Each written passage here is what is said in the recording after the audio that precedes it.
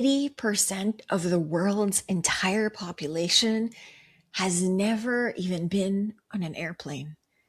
When I first read this fact, I couldn't wrap my head around it. I couldn't wrap my head around it. I was just like, no, this has to be wrong. What do you mean? That is a crazy statistic. And so I kind of went down this rabbit hole and I started researching a few more facts. And in this research, I have written a couple of the standout facts in my remarkable. And it says that only 10 to 11% of the world actually fly frequently. 2 to 4% fly internationally. And in the US, 20 to 25% have never been on a plane. And the US is meant to be one of the richest countries in the world, the superpower, right?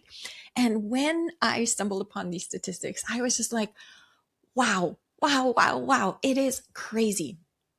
But it also really brings me to the point that travel is such a privilege. And the people who are able to regularly travel, we need to remind ourselves of that. So we are currently here in Bangkok, and Bangkok is one of the most visited places in Asia. And we were in a restaurant and I could overhear these Americans talking. And one person was just like, yeah, they don't even speak English here. I was trying to ask someone this, and this person wasn't even speaking English.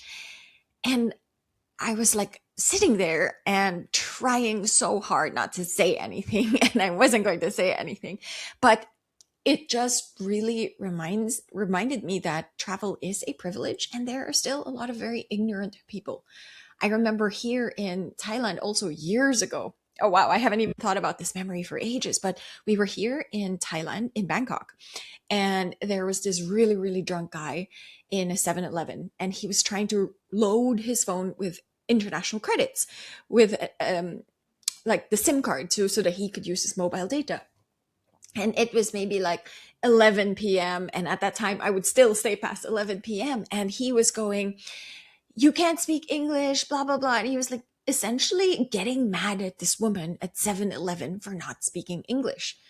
And back then, I couldn't control myself. I was like, it's not her job to learn how to speak English. It's you're in her country.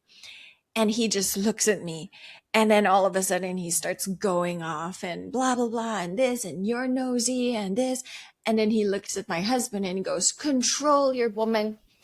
And I am lucky that Tom is a level headed man. And so Tom is like, let's not do anything because A, he was very, very drunk. And B, he was just embarrassing himself. And so Tom and I, although Tom wanted to say something and younger Tom would have 100% like said something, done something, might have punched that guy, Tom was just like, I don't want to end up in a Thai jail tonight. And so we were just like ignoring him. And so he left and I was speaking to the woman in the counter and I was like, I'm so sorry you went through that. And she was just like, ah, and she's like really afraid. She could understand basic English and she was like really afraid, but also really embarrassed. I was like, you're okay. I was like, it's not your job to learn how to speak English. Just ignore him. And what I realized is that as knowing this fact, knowing that 80% of the world have never been in an airplane, those who do travel, it is a privilege. It is a gift to be able to learn about other people's cultures, to be able to, you know, get this exposure of seeing the world, of understanding how other people do it, of seeing the fact that other people have this completely new way of living, their traditions, their culture. You know, we just left our property in Bali, and right before we left, it was Nyepi, which is Balinese, one of the Balinese um, traditions, and it was one of their biggest like celebrations. And for 24 hours the entire island goes silent. They close down the airport. You are not allowed to leave the house. All the stores are closed. You're not allowed to open any lights in your home, and this is their day of silence. And to be part of that, to be able to witness it, was so special because you realize that wow, there is a completely different side and different cultures to the world that you might not even know about. And so when I was thinking about this fact, like coming from the Philippines, I know that travel is a privilege. Like people from the Philippines, people like me, we don't just grow up thinking, I'm going to travel the world. And I have been fortunate enough to have been traveling the world for the last 11 years. And that only came with this determination that I wanted to see and experience as much of the world as I can. Right now we are about to jump on a 29-hour flight heading to Mexico. And we are flying the long way around because obviously the things that are happening in the Middle East. And it is still such a privilege that we still get to fly. Like, I saw in one of the Facebook groups of this guy complaining that Qatar Air basically canceled his flight, and he had first class tickets booked and they canceled his flight. And he was just like, I'm so annoyed, and this and this and this and this. And then people were like, there is a war happening. There are people every single day who are ducking in bomb shelters, and you're here complaining about Qatar Air canceling your flight. And there was this like crazy sense of entitlement, but at the same time, it's this like crazy sense of like being tone deaf. It's like, there are people dying and you're more concerned about your first class seats. Now, I know their business is business and you still need to get things done and you still need to fly to destinations. One of the reasons why we are flying all the way to the US and to Mexico and doing this big trip is because of business. And that is a privilege.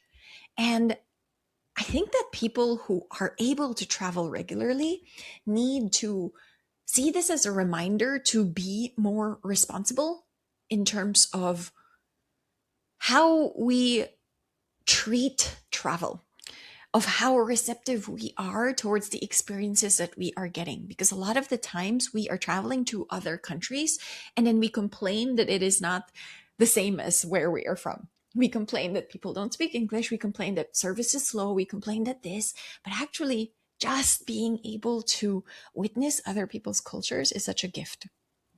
For me, this is something that I will never stop appreciating because I regularly jump through hoops just to be able to travel. I go through long visa processes. I am interrogated by immigration officers when I get to a border. Like, I have gone through like multiple hoops just to be able to travel. And there's always a part of me and be like, oh my God, not this again. But I always keep myself in check and saying, the fact that you are able to travel with a Filipino passport, which is one of the weakest passports in the world, is a gift, is a privilege. Do not forget that. And so if you're watching this video, and if you are someone who travels regularly, consider it as a privilege. And with that privilege, how are you going to travel more responsibly? So like, comment, share. My name is Anna Rogers. I'm committed to creating a video every single day about how I am navigating life, the things that I'm going through as a woman who is determined to create an extraordinary life for herself. I've been fortunate enough to be doing this for the last 11 years of travel, of living, of building businesses. But I decided to create these videos as a way to express the things that I am thinking of on a daily basis. So I'll see you in the next one.